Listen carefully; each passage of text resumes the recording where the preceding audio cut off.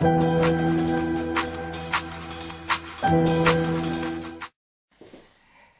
à tous, bienvenue sur ma chaîne. Je vous retrouve aujourd'hui pour un point livresque sur les derniers livres que j'ai lus, donc fin du mois de février et en ce début du mois de mars. J'ai lu 5 livres plus un e-book. Et on va commencer tout de suite avec les livres que j'ai lus avec ma fille. Et on a lu, c'est vrai qu'on lit toutes les deux le soir ensemble dans sa chambre avant de s'endormir. J'admets que j'ai plutôt réfléchi un petit peu à savoir est-ce que j'allais lire celui-ci avec elle ou pas. Et elle voulait tellement le lire que bon. Je l'ai lu, c'est Miss Peregrine et les enfants particuliers. Tout le monde l'a vu parce que je le tiens comme ça depuis tout à l'heure. De Ransom Riggs et Cassandra Jean, je sais pas. Qui est paru chez BD Kids. Et c'est donc retiré du roman de Ransom Riggs. L'histoire est fidèle, ma fille a apprécié de lire, elle a aimé les dessins, mais alors moi, justement, c'est ces dessins-là qui m'ont un peu déçue. Alors, attendez, donc, il y a des parties comme ceci en noir et blanc. C'est pas... moi, c'est pas le genre de dessin qui me plaît outre mesure. Et après, vous avez... donc, les parties en couleur. Alors, je vais quand même essayer de vous montrer. Voilà, c'est ce type de dessin-ci. Donc, les parties en couleur sont les parties quand ils rencontrent les enfants particuliers. Et il y a quelque chose qui est pas forcément bien fait, c'est qu'il y a des photos. Les photos du livre ont été incrustées comme ceci dans la BD. Et moi, j'ai pas vraiment trouvé ça super bien fait. Voilà. Moi, je sais pas, je trouve ça bizarre. Maintenant, il y a peut-être des gens qui ont aimé. Mais moi, l'histoire m'a plu. C'est fidèle au livre. Mais les dessins, moyennement. Alors, ma fille n'a que 8 ans. C'est vrai qu'on m'avait dit que c'était quand même conseillé. Après, je crois, on m'avait dit 12 ans. Bon, elle voulait vraiment le lire, donc je l'ai lu avec elle. Je me suis dit, si elle fait trop de cauchemars, on arrêtera. C'est vrai que ça lui a beaucoup plu. Je pense qu'elle n'a pas compris toute l'histoire, donc tout ce qui est guerre et tout. Je pense pas qu'elle ait vraiment porté une attention folle là-dessus. Elle, c'était les enfants particuliers qui l'intéressaient, donc cette partie-là... je crois qu'elle a bien compris chaque pouvoir et tout, ça lui a plu. Le reste, je pense que on a lu l'histoire comme ça sans qu'elle s'en rende compte. Ensuite, nous avons lu Mortel Adèle, tout ça finira mal de Mr. Tan et Miss Prickly. C'est paru chez Globule et c'est vraiment génial. Alors, pour des enfants, bon, elle a 8 ans. Alors, il y a des choses, c'est pareil, qu'elle n'a pas forcément compris parce qu'il y a un peu d'humour noir, il y a des choses un peu... que nous, les adultes, ça nous fait vraiment rire. Un enfant de 8 ans, peut-être pas trop. Mais c'est super bien dessiné. C'est très marrant. En plus, ce que j'ai beaucoup aimé au début du livre... Voilà, donc là c'est Adèle, j'aime personne, j'aime pas tout le reste. Et après on nous montre un petit peu son petit amoureux, Geoffroy, sa classe avec tous les gribouillés dessus, son petit chat qui est super mignon. Enfin bref, et c'est plein de petites histoires. Alors c'est vraiment... voilà, ça fait, il y en a certaines, elles ne font qu'une page comme ceci. Et c'est plein de petites choses. Par exemple, si vous avez celui-ci, c'est une question de goût. Adèle, j'ai décidé de te donner mon cœur. Garde-le, mais tu peux me donner ton goûter. Tu vois, c'est quand même meilleur qu'un cœur. Moi, ça me fait hurler de rire. Et tout le livre est comme ceci. On en est quand même à 10 tomes. Alors nous, on en a quelques-uns à la maison. On ne les a pas encore tous. Le 10e sort bientôt. Et voilà, moi, ça me fait ça me fait hurler de rire. Et le pauvre petit chat, qu'est-ce qu'il endure dans le micro-ondes, transformé en araignée. Enfin bon, ça a vraiment été un bon moment de lecture. J'ai ensuite lu le livre de Paul Collis, Concerto pour 4 mains, qui est paru chez Fleuve Noir. J'aime beaucoup Paul Collis parce que c'est toujours assez bien écrit, c'est toujours des polars qui sont bien ficelés, qui sont agréables à lire, parfois avec une pointe d'humour. C'est pas forcément le cas de celui-ci, mais c'est le cas de l'autre d'avant. Et je ne me souviendrai jamais de ce titre complètement loufoque avec l'histoire d'un avocat et d'un nain. Mais je laisse tomber, c'est pas la peine que je cherche, que je vais passer 100 ans à le chercher. Celui-ci, on débute l'histoire avec Jean Villemont, qui est avocat et qui est demandé en fait par le père d'un homme qui s'appelle Hakim Bachir et qui a fait un hold-up dans une banque et qui a blessé une femme. Première histoire. Deuxième histoire, il y a un homme, Franck Jamet, qui est un braqueur virtuose et qui a braqué plusieurs magasins de bijoux, des choses comme ça. Et donc ces deux histoires se rejoignent pour en fait savoir qui a réellement fait le casse du siècle. Alors je ne l'explique sûrement pas très bien, mais en fait c'est des histoires qui s'enchevêtrent les unes sur les autres avec des passages dans le passé. Donc pour bien comprendre l'histoire de Franck Jamet et l'histoire de ses complices, l'histoire également d'Hakim Bachir qui lui est en prison pour un hold-up. N'a-t-il fait que ce hold-up là? Comment s'est-il retrouvé plongé dedans? Et de l'autre côté, cet avocat, Jean Villemont, avec également tous les gens qui gravitent autour de lui. Moi, j'ai vraiment aimé ce livre. Ça se lit très facilement, comme tous les livres de Paul Collis. C'est vraiment un bonheur à lire. J'ai même préféré celui-ci au nain. Je vous renvoie, mais je vous mettrai en barre d'infos le nom exact du livre. Parce que bon, moi avec mon Alzheimer naissant, mais voilà, une très belle lecture, un très bon polar, comme d'habitude. J'ai pas vu beaucoup justement de vidéos je vérifie s'il n'y a pas dessus, mais franchement, moi je vous conseille de découvrir ce livre. J'ai ensuite lu Barbara Abel, Derrière la haine. Ça faisait un moment que j'avais envie de découvrir Barbara Abel parce que Guillaume de Tribulation d'une vie en avait beaucoup parlé de cet auteur. Et à chaque fois, je me disais, il faut quand même que je découvre. Et celui-ci était libre à la bibliothèque l'autre jour en passant. Je me suis dit, tiens, je vais me le prendre. Donc c'est paru chez Fleuve Noir. C'est un thriller. Je ne vais pas faire durer le suspense plus que ça, j'ai adoré ce livre.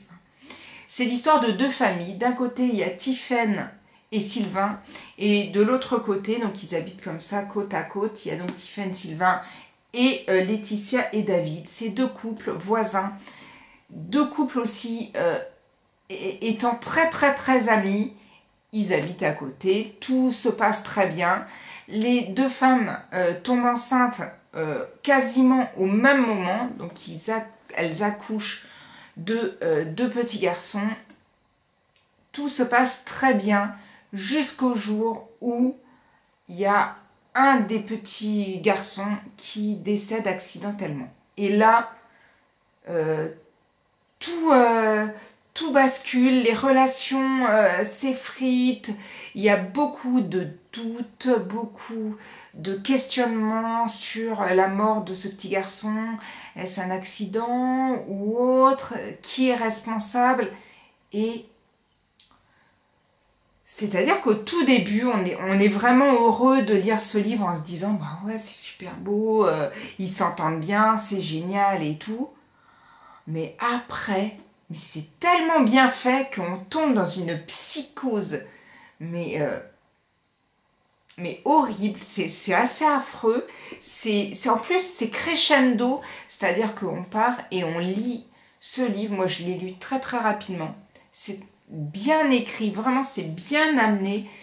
Je sais qu'il y a la suite, du coup, je me le suis réservé à la bibliothèque parce qu'il était réservé. Il me tarde vraiment de découvrir la suite de cette histoire parce que je vous dis, quand on arrive à la fin, on est limite, oui, j'en perds mes mots, tellement on est pris dans cette histoire et on est pris dans cette fin. Moi, je m'y attendais, mais pas du tout, mais vraiment pas du tout. Et j'ai envie de savoir après ce qui va réellement se passer et comment ça peut évoluer cette histoire. J'ai ensuite lu, je termine par les livres et je parlerai de l'e-book après, même si l'e-book je l'ai lu avant les livres. J'ai lu Michel Bussy, Maman a tort, qui est paru chez Presse de la Cité. Bon, j'adore Michel Bussy, je crois que c'est plus la peine qu'on le dit. C'est vrai que la dernière fois, le Code Lupin, j'avais peut-être moins apprécié. Je voulais pas non plus, c'était pas non plus une note hyper négative, hein, mais c'est vrai que j'avais moins aimé. Je voulais retrouver ce côté du Michel Bussy, vraiment avec le petit switch de fin qui nous fait faire waouh, ouais, je m'y attendais pas du tout. Et donc j'ai lu celui-ci, Maman a tort.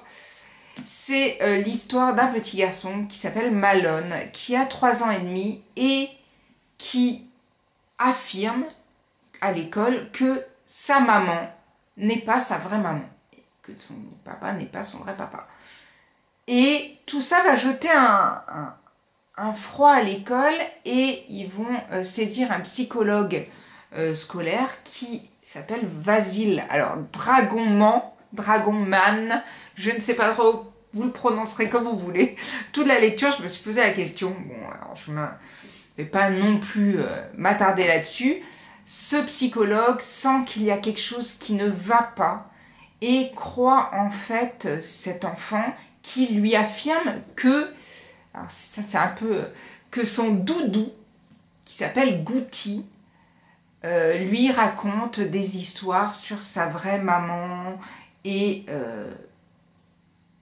lui explique en fait des histoires sur des souvenirs et qu'il a de lieux et d'endroits ou de personnes, mais tout ça fait avec un vocabulaire d'enfants, avec des personnages comme des ogres, des chevaliers, des châteaux.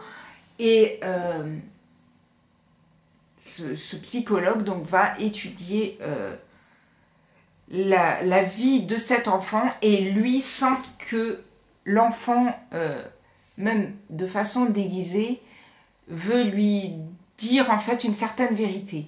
C'est vraiment un Michel Bussy comme j'avais envie de retrouver, c'est-à-dire que il y a quand même les petits switches qu'il arrive à vous amener dans des endroits, à vous faire croire quelque chose et après à vous amener vers une autre histoire. Enfin, c'est vraiment super bien fait. Après, c'est pas non plus le meilleur Michel Bussy parce que au final, on s'attend quand même. Moi, je sentais la fin arriver. Je savais un petit peu ce qui allait se passer. Il y a certaines choses auxquelles je ne m'y attendais pas et où je faisais ah ouais super ouais ou non bref, mais il y a d'autres choses et quand on arrive sur la fin, moi plus on avançait dans l'histoire et plus je sentais un peu ce qui allait se passer. C'est un peu dommage. Maintenant, ça reste quand même un très très bon livre de Michel Bussy que je vous conseille.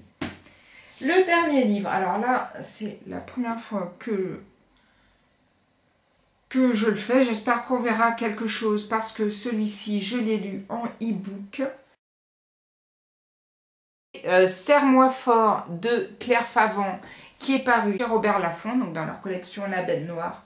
Et ce livre Oh, il est mais génial. Ça a été une maxi claque. J'avais vu Séverine sur la chaîne Il est bien ce livre, qu'il avait beaucoup aimé. Et je l'ai lu direct après, je l'avais en e-book, je me suis dit, il faut que je lise ce livre. Et en effet, elle avait vraiment raison. Mais c'est bluffant, ce livre est vraiment bluffant. C'est-à-dire qu'on commence l'histoire avec une famille, les parents, leur fils Nick et leur fille Lana qui a disparu, qui devait retrouver sa mère dans un centre commercial et qui n'est jamais arrivée. Voilà, disparition d'enfants, l'enquête s'organise, donc l'enquête policière, et à cette même période, il y a un tueur en série qui envoie des origamis à des jeunes filles et qui les tue juste après. Lana a reçu l'origami, on considère donc qu'elle est victime de ce tueur en série qui s'appelle l'origamiste. Tout va très bien. Première partie. Deuxième partie, on arrive avec le policier Adam Gibson qui s'occupe donc de disparition de jeunes filles également.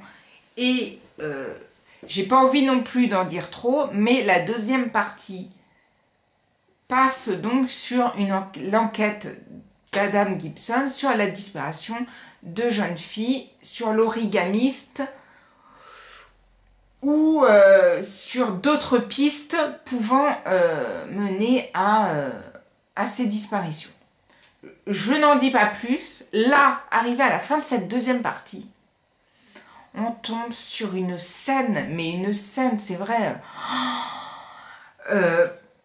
assez horrible, très dure. Alors vraiment, si on n'est pas habitué, c'est vrai que cette scène-là, moi j'adore les thrillers, donc bon, mais même en adorant les thrillers, cette scène, elle vous glace. Vous vous dites, mais c'est pas possible, mais c'est... Pourquoi? Limite, à un moment, on se dit, mais pourquoi? Pourquoi cette scène? Qu'est-ce qui va se passer après une scène pareille? Et là, après cette scène, franchement, vous ne lâchez plus le livre jusqu'à la fin. Vous êtes... Moi, j'étais comme ça. Je ne pouvais plus lâcher le livre. Il fallait que je le lâche. Des fois, je me disais, non, Isabelle, il faut quand même que... Je ne pouvais pas. Vraiment, c'est prenant à un point. Et vous vous dites, mais... comment c'est... Enfin... Comment peut-il s'en sortir? Comment c'est possible? Et là, vous arrivez sur la toute fin. Je n'en dirai pas plus, mais ce livre, Claire Favant, c'est un mois fort. C'est un de mes énormes coups de cœur de cette année, avec le livre de Sir Cédric, qui, c'est vrai, avait lui aussi été juste fantastique. Mais là, je suis bluffée. Franchement, si vous aimez les thrillers, si vous aimez les polars, lisez ce livre. Il est vraiment bluffant, mais bluffant. Je ne vais pas en dire plus. Voilà, un peu toutes les lectures que j'ai fait durant ces 10 derniers jours, 10-15 jours. Voilà, si vous avez lu certains de ces livres, n'hésitez pas à me donner votre avis en barre d'infos. Franchement, je vous conseille le livre de Claire Favant parce qu'il est fantastique. Je vous souhaite une très bonne journée. J'espère que vos lectures se passent bien. Et moi, je vous dis à très bientôt pour une prochaine vidéo. À bientôt. Prenez soin de vous. Ciao, ciao.